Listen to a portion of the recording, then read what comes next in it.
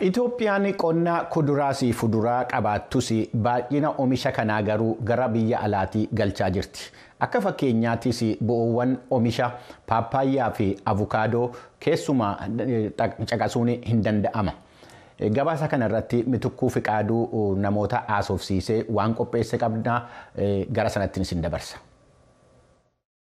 Obbo Tasfuu Waajjii Gullallee jedhamu qonnaan bultoota kilaasteraan gurmaa'uun paappaayyaa fi avukaadoo oomishaa jiran keessaa isaan tokko. Akka isaan jedhanitti duraan yommuu qonna kana jalqabnu kaayyoon keenya gabaa biyya keessaaf qofa dhiyeessuuf hin turre jedhu.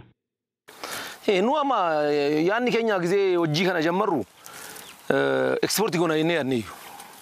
Agaammaatti ekspoortii goruu hin danda'amne mootummaan illee dhufee jira, pireezidaantiin illee dhufee jira. Gisee dhufanis itti himnee jirra. Isaanis hin beeku rakkinni keenya agaanii tokko iddoo gurgurtaa hin qabnu. Kunoo naggaadeen illee nutti taphata. Gatii barbaadeetti nutti nurra bita. Bituu bichaa oduu hin ta'in kumtaala 50 keessa 15 gateeti 35 fudhata. Lafumarratti gatee kun hin ta'uu kana akkana jedhee ganama gatii tokko nutti himee galgalamoo jijjiiree oo gatii kana malee siin hin kaffalu jedhee gatii mureeti. Galgalaan uffala. Akkaataa nurra taphate mootummaan illee aga'ee jira. Waajjira qonnaas hin beeka. Godina keessas dhufanii nu gaafatanii hin beeku. Iddoo gurgurtaa Finfinnee keessa bakka tokko bichaa mooti. Bakka 20 bakka 10 nu kennaati tokko uummata gammachiifna. Lamaanuu siin fayyadamna. Kan dadhabnee kana bakka geessine namni nurra bituu dhabnee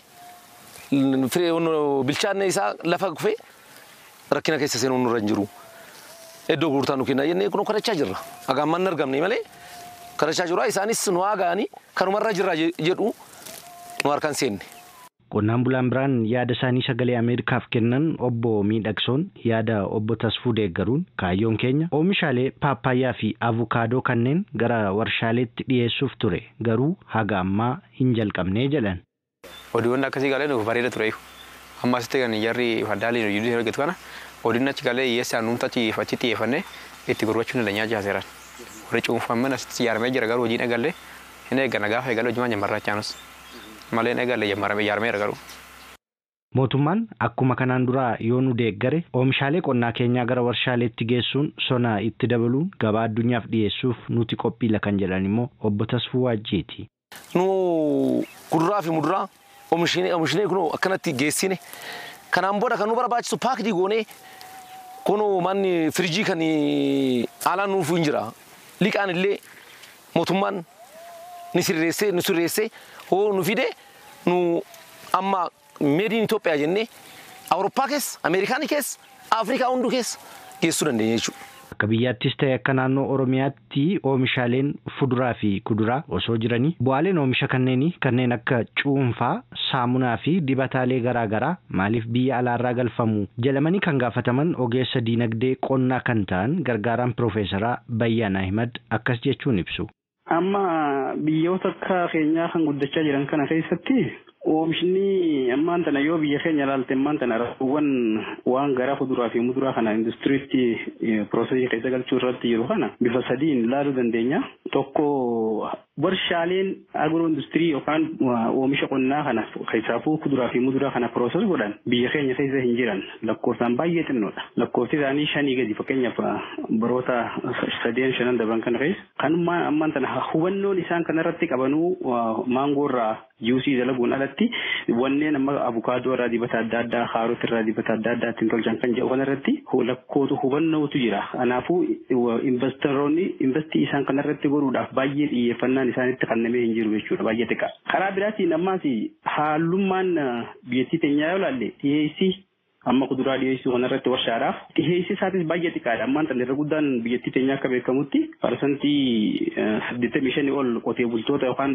small hold farmer waan ta'aniif lafti isaan qaban xiqqaadha. Abireejiin isaa hektaara tokko kan guunne jechuudha. Kanaaf lafoota kana midhaan nyaataatti oomishuuf malee amma fakkeenyaaf maangoos ta'ee avukaadoo lafoota baay'ee fudhatanii caalaa waan qabaniif isaan kana caalaa biyyattiinis waan hin danda'iniif xiyyeeffannaan isaanii gara oomisha midhaan nyaataa irratti xiyyeeffata.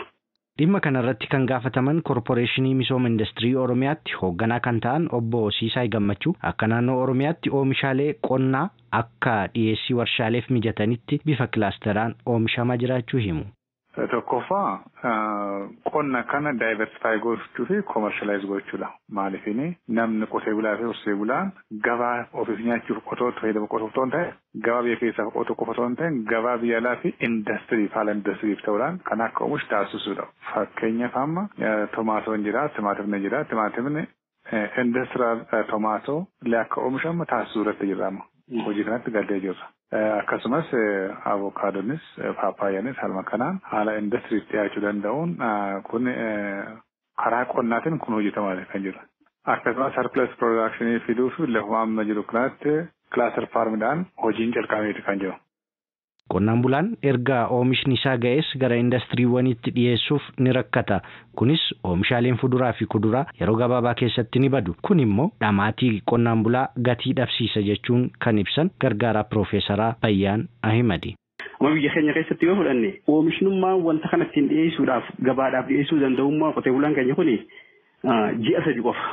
Ji'oota hafan baay'ee shorteejii jira jechuudha. Sarpilasiin isaa ji'a 3 qofa sarpilasii qabna. Ammas rakkoo isaa bifa isaa kanarraa ka'ee baay'ee istooriin ta'u kuusanii sochiisuu hin danda'anii meeshaaleen faasilitiin ittiin istoor godhan hin jiru. Obbo Siisaay Gammachuu akka ibsanitti paarkiin industirii qonnaa qindaawaa bulbula rakkoo qonnaan bulaas ta'e akka biyyaatti jiru furuuf ijaaramee kan xumurameeru hojiitti seenaa jira jedhu. Kanaaf haalli kan mijaa'e tokko maal inni bulbula interior agro industrial park naannoo Zuwaayee fi Arsii Nageellee gidduutti iddoo bulbulaa jedhamutti industrial parkin guddaan ijaaramee itama kan jiru. Iddoo kanatti kubbaaniyoon industrialistoon dhufaniitiyyuu achitti warshaa isaanii dhaabbachuudhaan qonnaa bulbulaa irraa fudhataniitiyyuu pirooses godhanii biyya alaatti ergu yookiin biyya keessatti gurguru. Gabaasa Sagalee Ameerikaaf Finfinneerraa Mitikkuu Fiqaaduu.